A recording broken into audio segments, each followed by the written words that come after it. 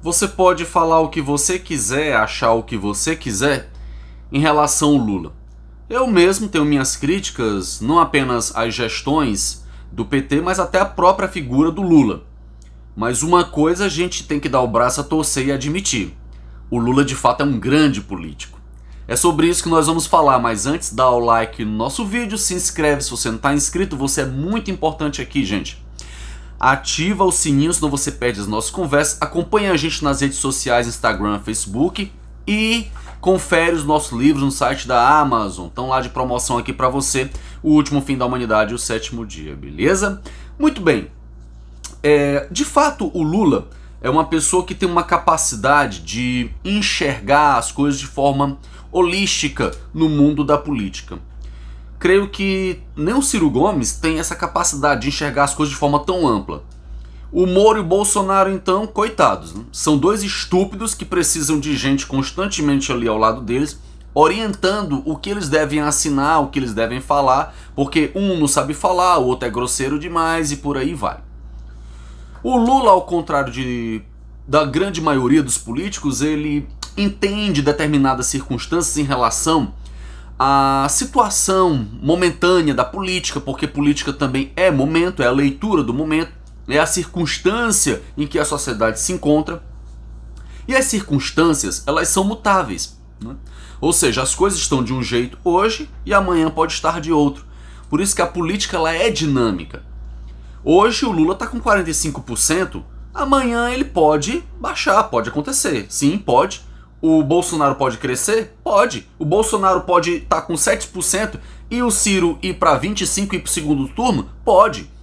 Nós estamos falando e lidando com coisas que dependem de várias questões, circunstâncias. A política ela é preenchida de muitas variantes.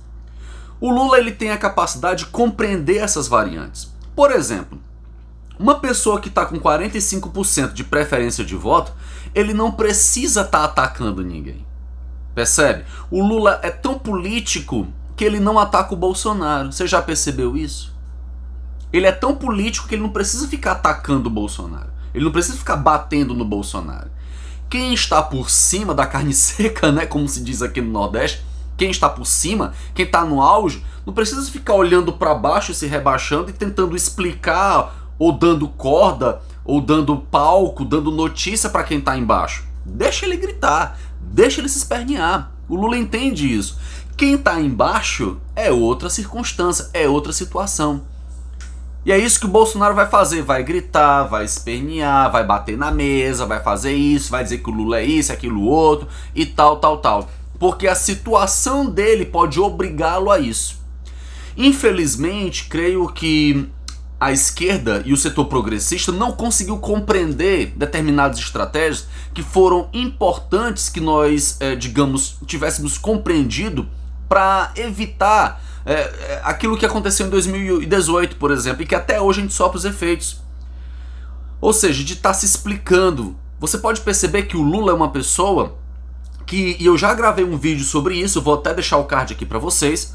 A esquerda, em geral, ela tem essa questão de estar se desculpando, de estar se explicando, de estar se justificando. O Bolsonaro acusa a esquerda de alguma coisa, aí lá vai o pessoal ficar se explicando, não é bem assim, não, a gente não pensa assim, tal, ficar se justificando das coisas. Ou seja, eles pautam as acusações e a gente fica se justificando. Então, o Lula, ele consegue compreender isso, ele não fica se explicando de nada, ele não fica se justificando de nada. A gente tem essa mania de estar perdendo tempo se explicando, se justificando. Então, o Lula, de fato, ele compreende bem essa dinâmica, não é? Da política, ou seja, esse linguajar da política. Porque ele compreendeu uma coisa também muito importante, né? O bolsonarismo, ele é um fenômeno social, né? Ou seja, aquilo que os sociólogos do século XIX, o Emile Durkheim falavam, né?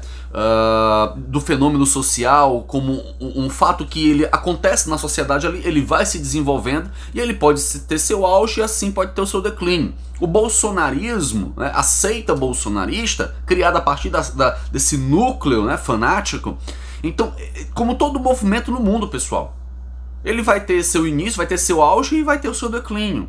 E o declínio da seita bolsonarista, ele já está acontecendo.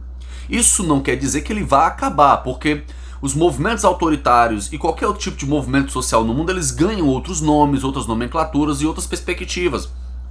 Ou seja, no início do século passado era o integralismo, na primeira metade do século passado, e ele vai se modificando de nomes, vai para o UDN, e assim vai, ele ganha novos rostos, o teatro é o mesmo, os atores vão mudando, percebe? E a seita bolsonarista ela vai se subdividir, vai criar outros grupos, uns vão pro lado mais nazista, outros vão ficar ali pelo fascismo, outros vão ficar pelo autoritarismo e por aí vai, outros pela loucura mesmo, vão fundar seitas fundamentalistas e por aí vai. Percebe? Então esse tipo de coisa vai permanecer. Mas o Lula compreendeu que tudo é momento. Isso também ia se enfraquecer. E ele tá aí nadando, né, como se diz. O Lula tá nadando no fracasso, principalmente econômico, do bolsonarismo. E é isso que o Lula vai mais se pautar. No fracasso econômico do qual essa seita colocou o Brasil e colocou os brasileiros numa situação de penúria. Percebe? E ele não precisa ficar acusando o sujeito Bolsonaro. Ele não precisa ficar apontando pro Bolsonaro. Ele não precisa se desgastar com isso. Ele vai apontar para as consequências. Ele vai propor algumas saídas, sem ter que estar dando nome ao sujeito, está dando palco para o sujeito. Perceba. E nisso ele vai crescendo e se consolidando cada vez mais. Comenta aí sua opinião, muito importante para mim. Me diz o que você acha. Grande abraço, até o próximo vídeo. Valeu, gente. Tchau.